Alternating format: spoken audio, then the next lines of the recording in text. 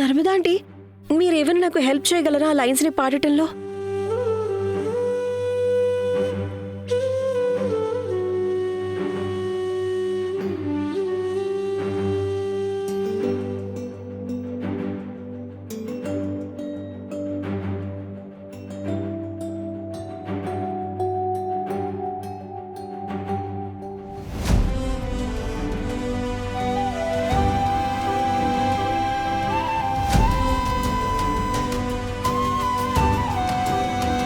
పర్వాలేదమ్మా, ఇంకెప్పుడైనా పాడొచ్చులే.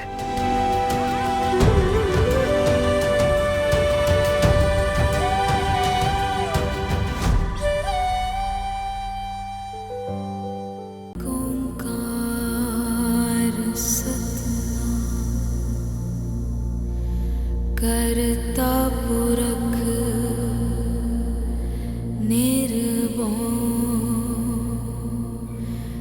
निर्वै अकाल मूरत अजूनी सभंग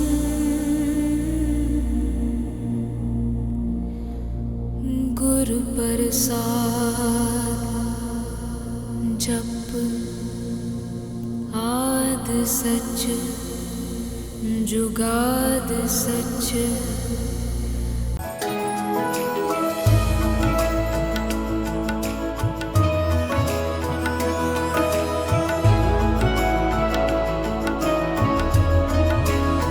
రేఖ, నీకేమనిపిస్తుంది? అమ్మకు అన్ని గుర్తొచ్చేసాయా?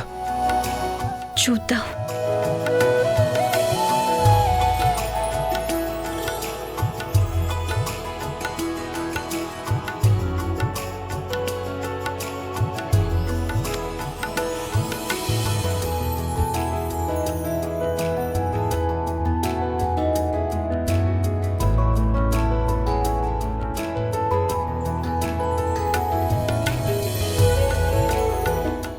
I can't even tell you.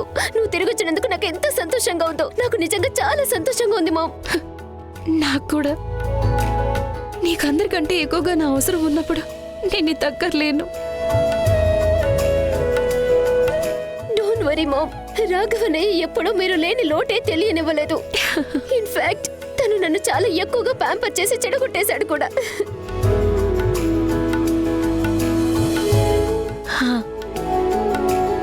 ఇదైతే నాకు అర్థమైంది.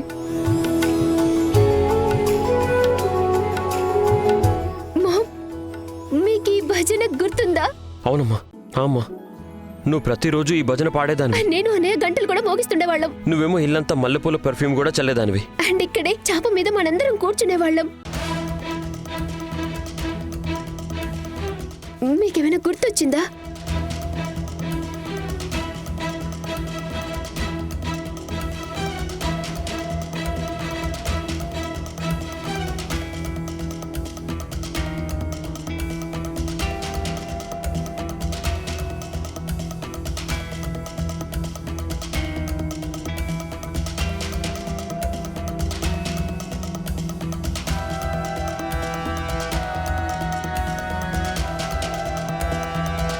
నాకు మీ ఇద్దరిని నిరాశపరచాలని లేదు, కానీ నాకు అసలు ఏమీ గుర్తులేదు.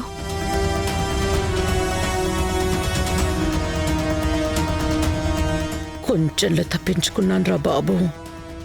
ఈ భజన నాకు ఎందుకు గుర్తుందంటే ఇది నాకు బాగా ఇష్టమైన భజన. ఇంతకు మించి నాకు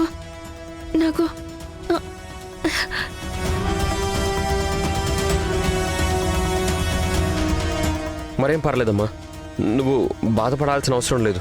మేము జస్ట్ నీకు గతాన్ని గుర్తు చేయడానికి ప్రయత్నిస్తున్నాం అంతే. అయినా ఇప్పుడు ఎవరన్నారు చెప్పు, మన ప్రజెంట్ మన పాస్ట్లో లాగా సంతోషాలతో నిండిపోయి ఉండదు అని?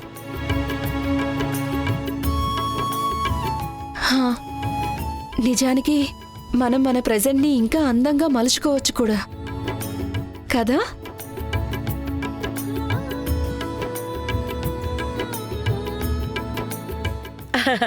ఒక విషయం చెప్పాలి. మీ ఇద్దరి దుర్భాగ్యం ధ్రువ ఇంకా రేఖల సౌభాగ్యం ప్రూవ్ అయింది. అంటే వీళ్ళిద్దరి ప్రేమని నువ్వు వీళ్ళిద్దరికీ పంచేసావు కదా. నేను కాలగమనాన్ని వెనక్కి తీసుకువెళ్ళగలిగితే బావుండు. అన్నీ మార్చగలిగితే బావుండు. నర్మదా ఆంటీ, మీకు రాఘవ్ ఉన్నతిల బాల్యం గుర్తు లేకపోతే మాత్రం ఏమైంది? ఆ దుర్గమ్మ తల్లి మిమ్మల్ని మీ పిల్లల్ని మళ్ళీ ఒకటి చేశారు. చూస్తూ ఉండండి, ఆ దుర్గమ్మ మీకు త్వరలోనే గతం గుర్తొచ్చేలా చేస్తారు. నాకు పూర్తి నమ్మకం ఉంది. ఈ సంతోషంలో అందరూ హారతి తీసుకోండి.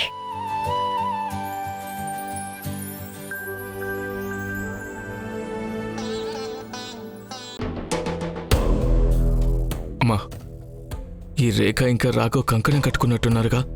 ఈ గజని మిస్సెస్ నర్మదా సూర్యవంశీ చేయడానికి ఇక ఈ ఇంట్లో నీ అజమాయిషికి ఛాన్స్ ఉండే అవకాశం లేదన్నట్లు అనిపిస్తుంది.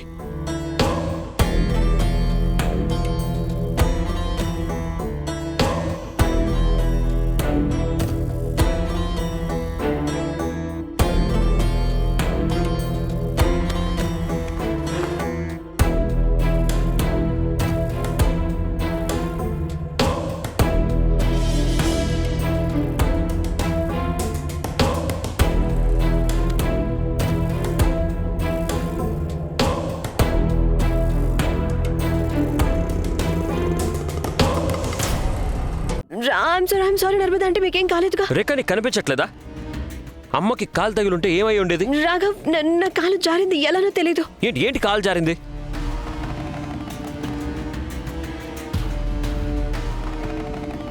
అమ్మ నీకేం కాలేదు కదా? నేను బానే ఉన్నాను రాఘవ్, ఏం పర్లేదు. నువ్వు పదమ్మా, రూమ్లో రెస్ట్ తీసుకుందు.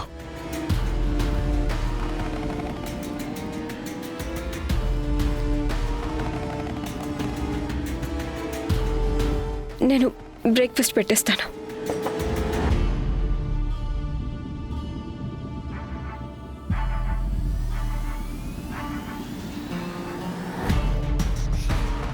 ఏంటది? అంటే నువ్వు తీసుకొచ్చావు కదా రాఘవ్ బ్రో వాళ్ళ మమ్మీని ఇక్కడికి. ఆయన అందరి ముందు నిన్ను అంతలా తిట్టేసి ఇన్సల్ట్ చేసేసారు చూడు. ఏం చెప్పమంటావులే రేఖ, నువ్వు కోపంలో బ్రేక్ఫాస్ట్ మాత్రం మార్చేయకు.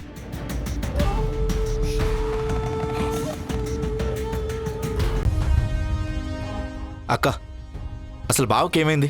నర్మదా ఆంటీ నీ కారణంగా ఇంట్లోకి వచ్చారు. ఆవిడ ఇంటికి తిరిగి తీసుకురావడానికి నువ్వెంతో కష్టపడ్డావు. బావకి జీవితంలోనే అతిపెద్ద సంతోషాన్ని ఇచ్చావక్క. అయినా సరే ఆయన నీతో ఈ విధంగా ప్రవర్తిస్తున్నాడేంటి? చూడు ధ్రువ్, ప్రస్తుతం రాఘవ్కి నర్మదా అంటేనే ఆయన ప్రపంచం. పొరపాటున ఆవిడకి ఏమైనా జరిగింది అంటే రాఘవ్కి ఎలా అనిపిస్తుందో తెలుసా? తన ప్రపంచం తారుమారు అయిపోయినట్టుగా ఉంటుంది.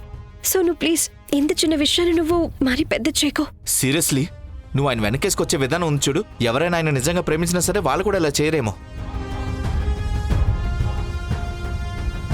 అయినా నువ్వు ఎందుకు ఈ బలవంతపు రిలేషన్షిప్కి ఇంపార్టెన్స్ ఇస్తున్నావా? మరి నేనేం చేయాలి ఇప్పుడు? నువ్వు ఉన్నతిని ఇన్సల్ట్ చేసేటట్టు నేను రాఘవ్ని ఇన్సల్ట్ చేయాలా? ఇప్పుడు నువ్వు టాపిక్ చేంజ్ చేస్తున్నావు. ధ్రువ్ ప్లీజ్, నా సమస్యని చక్కదిద్దుకోగలను, నేనే సాల్వ్ చేసుకోగలను. సరే, నీకేమనిపిస్తే అది చెయ్యి. నువ్వు చేసింది కరెక్టే. నువ్వు నాకు ఒక రీజన్ ఇచ్చావు. ఆయన వచ్చిన దగ్గర నుంచి నేను ఇక్కడికి ఎందుకు వచ్చానని అనిపిస్తూనే ఉంది. ధ్రువ్